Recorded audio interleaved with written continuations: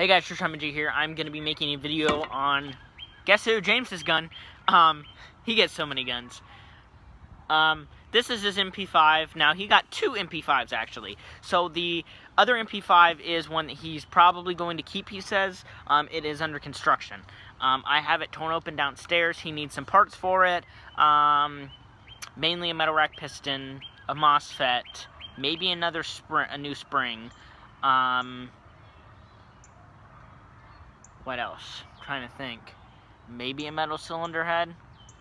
I'll talk to him about it.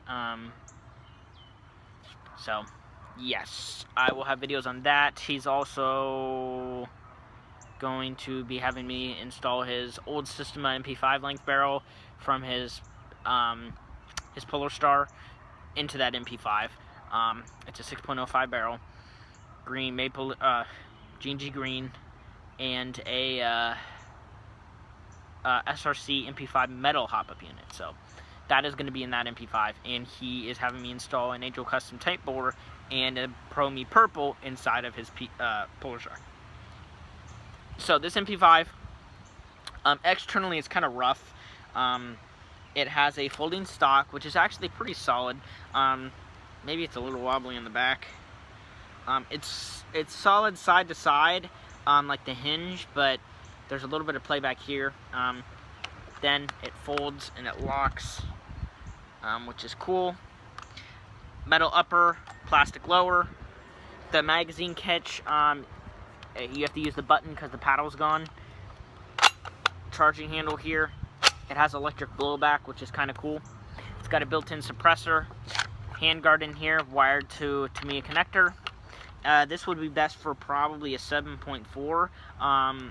The battery space in this is quite annoying, because I don't know, the only thing you might be able to fit in here is like a nunchuck NIM, so you'd probably want to do maybe a 7.4 like this. This is an 11.1, but it's 3 cells, so if you do a 7.4, that should work totally fine, because there'll be 2 parts.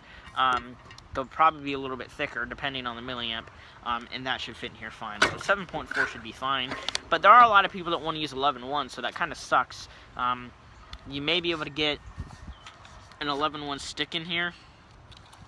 I don't know, though. Your best bet is probably one of these. You might be able to modify the inside here a little bit so that it takes one of these. Or do a weird assembly. I don't even know if that would work. There is a lot of space down in here. I just noticed that. Not a lot of space. Anyways, so yes, hop-up is a ECHO1 plastic hop-up with a SRC bucking and a SRC aluminum 6.04 barrel. Internally, it is completely stock Cyma with a ECHO1 high torque motor. This is actually a neomagnet version, and the TPA is probably 24, I'm guessing. It has a lot of torque. The speed is a little low, but again, 18-to-1 gear sets, completely stock gearbox. The spring is probably an M110. It's getting about 340, mid 340s with .2s sighted in, with the hop-up adjusted, so it's definitely CQB legal. I will be using .25s out of it today, just because I didn't want to use .2s, so, but whatever. So, I'm going to go ahead and plug in a battery. So this is an 11-120C.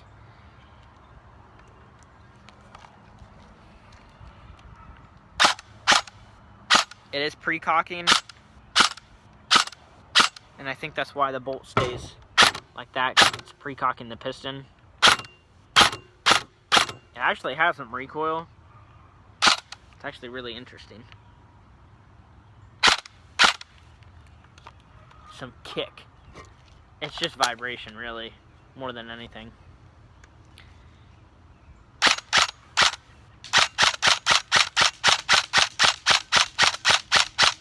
So consistency is pretty dang good.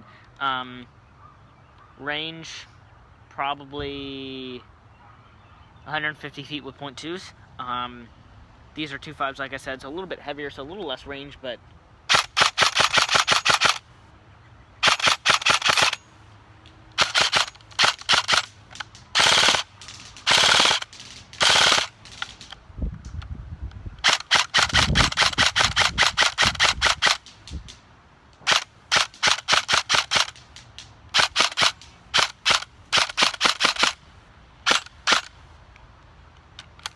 Okay, so that's the first mag effect. Great. That was an Elite Force mid, plastic mid. This one is a second Elite Force plastic mid.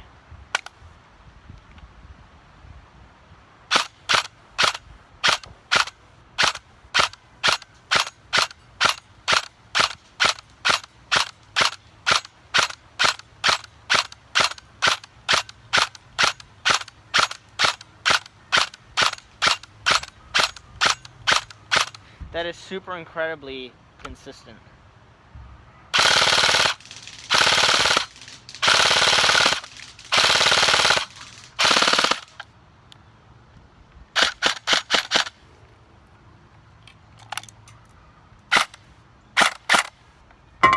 Alright, that was 2 mag dumps.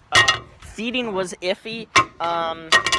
What I had to do is I had to put an O-ring on the hop-up unit so that it pushed it forward a little bit more. So feet per second is about mid 340s with 2s.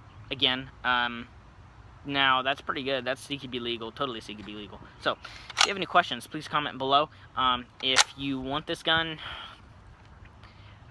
he'd be willing to sell it for 110 shipped. It won't come with a battery, and it will come with 1 high cap. So if you're interested, just ask. Internally, I mean, it works well. I've never opened it, but seems to shoot at the correct FPS for the spring that's in here. Trigger response is pretty good. Follow-up shot's pretty good. Rate of fire is okay. It's a little slow for me, but a set of 1301s in here would bump it up to probably too much for a plastic piston, but probably 28 with the high torque that's in here, and an 11-1. So that's pretty good. I'm not a fan of the SD versions. I have a standard MP5 with a full stock. He's going to be running a gun, his MP5 with full stock too. This is a folding. So if you have any questions, please ask. I will be making a video on his MP5 in probably 3 weeks once it's done.